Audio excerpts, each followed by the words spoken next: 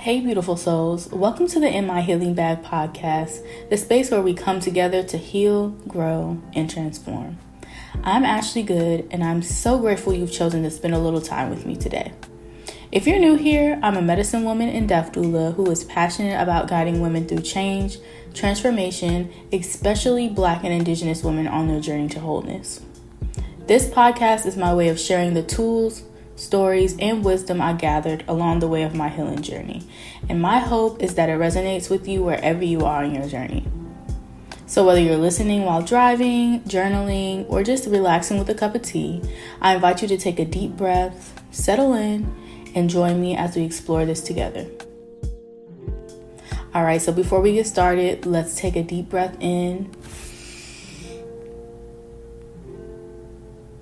Breathing in new life, new wisdom and peace, and a breath out.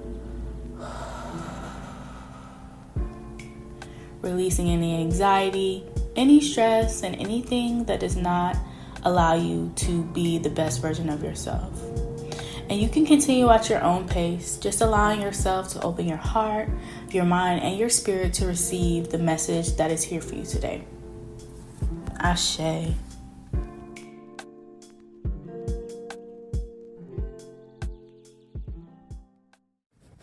Hey y'all, welcome. I am so fucking excited to get started with the In My Healing Bag podcast. I am just so full and overjoyed. It's the new year, so happy new year, happy January. I hope you get all of the things that you have been, praying for, all the blessings, like everything that your heart desires. I hope that you receive it tenfold. And so before we get started, I wanted to let you guys know what to expect in this podcast. So this first episode is going to be opening up the healing bag so y'all can get to know me, get to know the vibe of the podcast, and really just, we get to know each other on a little kiki, a little lightweight episode. We ain't gonna dig too deep today. I say that, but then spirit goes another route, but we'll see what happens. So the In My Healing Bag podcast is specifically for you all to receive tools, gems, wisdom regarding your spiritual journey. I'm going to share all of the things that are in my healing bag so that way you can get into your healing bag and we can grow together. So I'll share personal stories. I'll share tips. I'll share tips, and I may even start bringing other spiritualists and women onto the podcast that can speak to different areas of healing. And so, this is just a space for us to commune, gather in sisterhood, and I will also be opening up a segment where we can answer questions directly from the audience. So if you guys have any questions, I'm going to leave my information down below as to where you can submit your questions specifically, and I can answer them on a regular basis. That's what to expect. But as for me, if you are new here, my name is Ashley. If you're a returning person who supports me, I love that here. Thank you for being here. But my name is Ashley, and I am a medicine woman. I am a deaf doula. I recently got certified as a deaf doula, but I've always been a deaf doula. And for those who aren't familiar, a deaf doula is someone that assists people through transition. So a lot of times it's popularly heard that a deaf doula is someone that helps in life transition. So someone who may be passing, but it's also someone that helps in the transitions of life because we're constantly going through a death and rebirth cycle on a regular basis. So whether it's becoming a new mom, going through a divorce, losing a loved one, maybe your life has shifted drastically through job loss, or you lost a child, or maybe just anything really, or maybe an identity loss of yourself and you're needing to rebirth that version of yourself. That's normally what I work with when it comes to life shifts and transitions, to help give you guidance on what is necessary to allow yourself to release the old version of whatever your life looked like, to really embrace that grief and rebirth the new version of yourself and that new version of what your life should look like. And as a medicine woman, I incorporate ancestral practices and ceremonies and holistic wellness techniques to assist on this journey. I also am dedicated to assisting women through wound healing, whether you've experienced sexual abuse, assault, whether you experience baby loss or abortion or any type of trauma that has been affecting your wound space. I specifically provide wound restoration and reclamation ceremonies for you to reclaim that energy within that wound space, because that is primarily where we hold most of our trauma, no matter what it is. So I am dedicated to providing my community, especially Black and Indigenous women, to reconnect to our roots and utilize the modalities and the tools that our ancestors have left us to reclaim our power and really step into our divine feminine, our divine DNA, and everything that is called for each and every one of us to be. And what led me to this work? Whoo, child. I don't even know where to start. Honestly, so this episode might be a little scattered as I try to bring up different things that happened on my journey without telling y'all the full story, because we'll be here for a whole week. But I want to say, going all the way back to, I think it was 2021 or 2022, I had a spiritual awakening. And that's normally how a lot of these stories start. But it was in the midst of COVID. I was working a particular job where I was being drained energetically. At the time, I was running a coaching business in the Christian space. I was a prophetic seer, so I would provide women with prophecies of what God revealed to them as what their purpose would be and help them build businesses. And so that I have been doing for a couple of years, but it wasn't successful. And so I was always balancing this side hustle. But I said all that to say that I was being so drained at work that I didn't have time for myself or time to pour into my business. And I desperately knew that I did not need to be there. And we were in the midst of the pandemic. At the time, I was an essential worker. So I was blessed enough to be able to still have my job and have to go in, but we didn't have access to the public. And so because of that, there was a lot of downtime that I had to really just process things that were happening. Y'all know the pandemic was a reawakening, rebirth ceremony for all of us, almost like an initiation in a sense. But through my lot of reflection and downtime, I used that opportunity to figure out what my next move was, as far as what am I doing with my life? Why am I still at this job? What can I do to get myself out of this situation? And so I made a plan to quit my job, and I saved up a lot of money to assist me on that journey. And so I was kind of going really slow because I didn't really think that they would open the world back up as far as how they were doing it gradually, until we got information that our doors were going to open back up. And I really said, oh no, I mentally am not prepared to have access to the public. So that was the push that pushed me out the door to step into the world of entrepreneurship. So I was running a marketing agency and I was doing social media marketing. So that really took off. But now that I was self-employed, I really had more time on my hands because I wasn't working that much. I was working probably 4 hours a day, 4 days out the week. And so I was stuck in a sense with myself, because I didn't realize that majority of my life I was running for myself, creating distractions, starting new businesses, being out in the open with friends, partying, living this lifestyle that allowed me to not acknowledge my own pain, but to run for myself. And then also growing up in the church, I experienced a lot of trauma that I downplayed because I felt like that's what God, at the time, the God of the Bible, wanted for me. And so as I was sitting with myself, because now I don't have any hobbies, I don't really have a lot of friends, because majority of my life was work and business. So my hobby was my business. So now that I'm doing my business full time, it's like, what do I do next? Like, what does Ashley like to do? Who is she? And so I went on this deep journey of finding who I am, rediscovering myself, healing wounds, healing trauma, healing things from my childhood, unlearning things from the church, really grasping a hold of who I am and reclaiming my sense of self.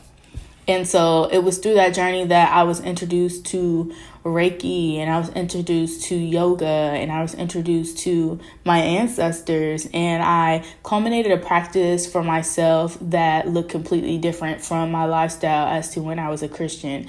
And I ended up leaving Christianity altogether because I realized that it did not resonate with my spirit. And it's interesting because I grew up in the church since I was like baptized at 3 months. So that was my life. We was in church all the time. Like, my grandmother is a faithful woman to God, and that was something that was expected of us as well. And to leave that path and to really look back at how much of an influence it had on my identity, I realized that I was in shackles. I was down on myself. It taught me to look outside of myself to find wholeness instead of going within, especially being a Black gay woman. Like, being gay was not acceptable. And so my direct lifeline was to God. And as I continued to grow older, and God showed me on my journey out of Christianity that I'm accepted for where I am and I'm deeply loved, and that didn't resonate with the people or the community around me. So I had to transition out of that. And from that, I continue to do healing on myself, healing myself of migraines through self-healing Reiki, getting back into my body through yoga, connecting to my ancestors, learning about my gifts. I already had them, but they became more prominent. And so I went on this journey, right, of learning, absorbing information, and finding out who I am. I became a Reiki practitioner in 2023. And I felt the call to help my community. I didn't know what the heck this looks like, so my ancestors and God were guiding me along the way. Fast forward, where am I at? All of 2024, I dedicated myself to using my gifts to help my community, to share the modalities that have helped me. And so I've been hosting monthly workshops, new moon and full moon gatherings, weekly Reiki meditation classes, online ancestor classes, teaching you guys online and offline about how to reclaim your power, reconnect to your ancestors, having lake healing ceremonies. And it was through different life initiations and transitions as I learned to gain my sense of self back, how to reclaim my power, to really fill myself up so that I can help you all on this journey. And that's really what led me here today. And so I am so excited and I am so blessed to be here before you guys to share my journey. And just, let's growing together. But yeah, that's mainly my story of how I got into this space. But I also specifically wanted to tell you guys about my current experience and how I got initiated, not fully initiated, like it wasn't a real initiation. I like to call it a life initiation into becoming a death doula, because this is new work to me. Not really, but like to have the title. So I feel like this past couple of months, this season of wintertime, or just fall going to winter, has been a season of death and transformation. And that's death across the board. Physical loss, loss of self, loss of relationships, loss of identity, and really being rebirthed into a new version of myself, because I know that in 2025, like, this life that I'm about to live is completely new territory, and I have been shedding so much skin like a snake that I am having to just understand who I am in this new territory. Who am I outside of my pain, outside of my trauma, outside of the distractions? I'm constantly releasing and shedding these things, but I think because I get so consumed about the healing journey, I forget to have fun. So I'm learning to rebirth myself and getting a chance to be the main character and figuring out what that looks like. And so in becoming a death doula, I felt the call earlier in 2024, but I had no idea what it was, right? I had no idea what the heck is a death doula. Like, when we hear death, it is often scary. There's fear. There's resistance. When we think about death, when it comes to a physical loss, it's sadness, it's depression. It's trying to accept what the current state is of, like, our lives and what that new transition is going to look like. And I had a deep sense of fear when it came to death. And it's so interesting as I've had this introduction into experiencing it on all levels, whether it be losing a loved one or, losing myself or, losing relationships, that I realize that death is all around us. Death is beyond the physical, beyond those that have transitioned. Death is, in fact, in life, right? We look around us like we have this season of winter right now. The grass is dying. The trees are dying. The air is cold. This is usually a time where we are in transition, right? Whether it's be releasing the things that don't serve us and welcoming on a new sense of hope for ourselves for life. We're dying every single day. And so my new perspective on death, my perspective on death had evolved, and it gave me a new understanding of what that looks like. And so when I went through, my certification program for becoming a death doula, it really gave me more tools and vocabulary on how to assist those that are going through these transitions in life. And so I just love the work that I'm getting ready to do, because I think we need it. And I don't think there's a lot of us out here doing that work. And when we hear death doula, we think about those assisting people in transition, which that is needed as well. But I think we oftentimes forget about the living that are dying every day, that are dealing with grieving beyond those that we have lost, grieving the old lives that we lived, the old relationships. And grief has been a very common thing for me lately. And so when I say a life initiation, I'm definitely going through a life initiation of understanding what grieving looks like and how to welcome in the new. So with that being said, I am so excited, as I keep saying, because my heart is so full, to continue to heal and to continue to share my knowledge and my wisdom to guide you guys on your own path. And I hope that as you continue to follow me on this journey to the podcast, that you guys are able to take some gems to put in your own healing bag, take some tools, and definitely shoot me some DMs or any questions that you guys have, because I'm excited to see what you guys need and what information you would like to hear on the podcast. So yeah. Oh, and I forgot to tell y'all that this podcast is going to go live every Saturday.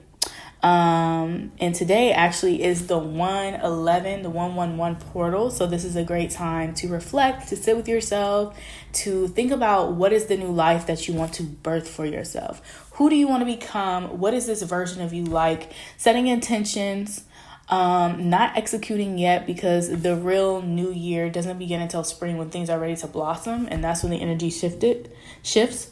But as we carry out through winter, really reflecting, thinking about what we want, creating some plans, so that way when spring comes, we can be vibrant and ready to go. So yeah, if you want to continue to follow us, definitely check us out on Instagram on What's in My Healing Bag. You can check out my business Instagram at Asha's Garden Heals.